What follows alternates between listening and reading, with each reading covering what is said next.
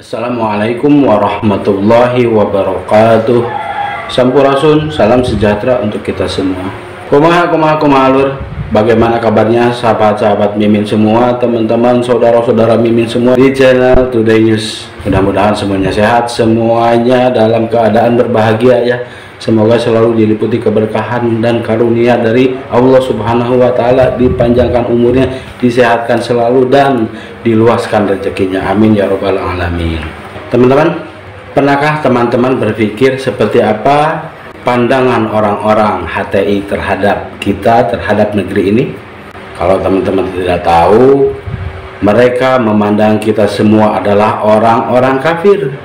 Saya, istri saya, bapak saya yang sudah meninggal, kakek saya, Anda semua, rekan-rekan sekalian di sini, saudara-saudara Mimin di sini, Anda, istri Anda, anak Anda, keluarga Anda, ibu, ayah Anda, kakek, nenek Anda, bahkan yang sudah meninggal pun dianggap semua adalah orang-orang yang kafir. Gak percaya? Simak video dari seorang ustadz dari HTI bernama Ahmad Zain berikut. Saya jadi sedih, Pak. Kesedihan saya ada di sini, Pak. Sejak tahun 1945 yang konon Indonesia ini merdeka, berarti sudah berapa puluh juta atau berapa ratus juta bangsa Indonesia yang mati disyirikkan, dikafirkan oleh sistem. Saya sedih, siapa tahu mereka adalah bapak ibu kita. Saya sedih, siapa tahu mereka adalah kakak dan adik kita. Wa in sholat walaupun dia sholat, wa in shoma walaupun dia puasa, wa in tasaddaqa walaupun dia sedekah, wa in qara'a al-Qur'an lailan wa nahara walaupun dia baca Quran siang dan malam, tetapi di dalam hatinya masih mengakui hukum taghut, musyrik. Oke, jelas ya.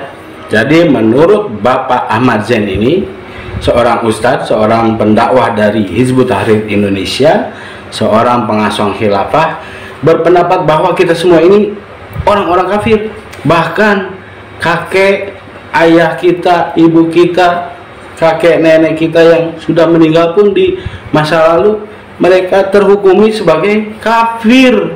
Luar biasa kan? Karena Indonesia sejak merdeka tidak memakai hukum Islam, tidak mendirikan khilafah, tetapi menjadi sebuah negara kesatuan Republik Indonesia, dan mereka pikir, mereka berpendapat bahwa itu adalah sebuah kekafiran. Jelas ya, ini bukan mengada-ngada, ini bukan mengarang-arang atau sebuah fitnah, tetapi seperti itulah pola pandang mereka, pola pikir mereka.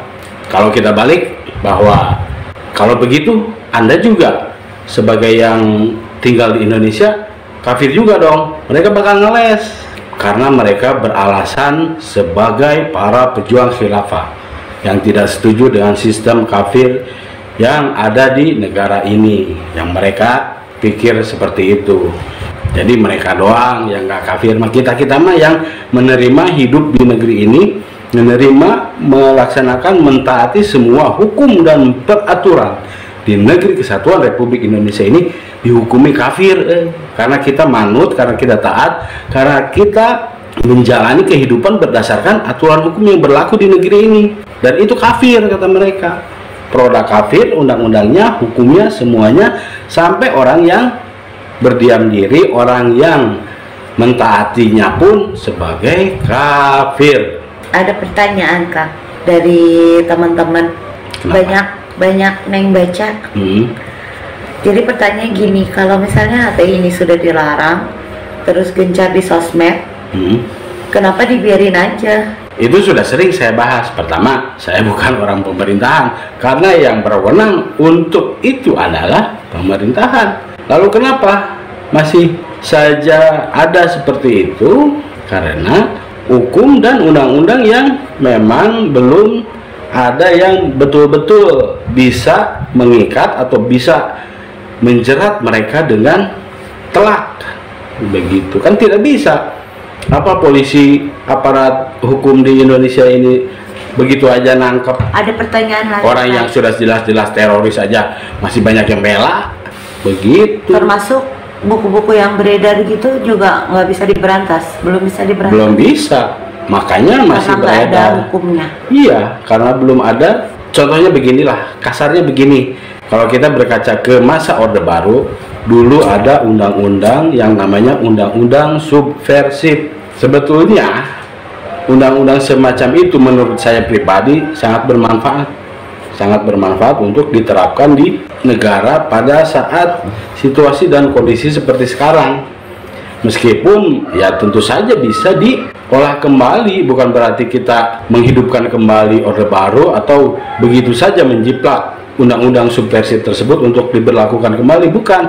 Tetapi kan bisa, banyak ahli-ahli hukum di negeri ini bekerjasama dengan ahli-ahli agama bersama para ulama, begitu, untuk membuat suatu formula hukum yang nantinya bisa diundang-undangkan, yang bisa menjerat orang-orang seperti para pengasuh khilafah ini yang masih berkeliaran dengan bebas sampai saat ini dan masih bebas menyuarakan dakwah mereka.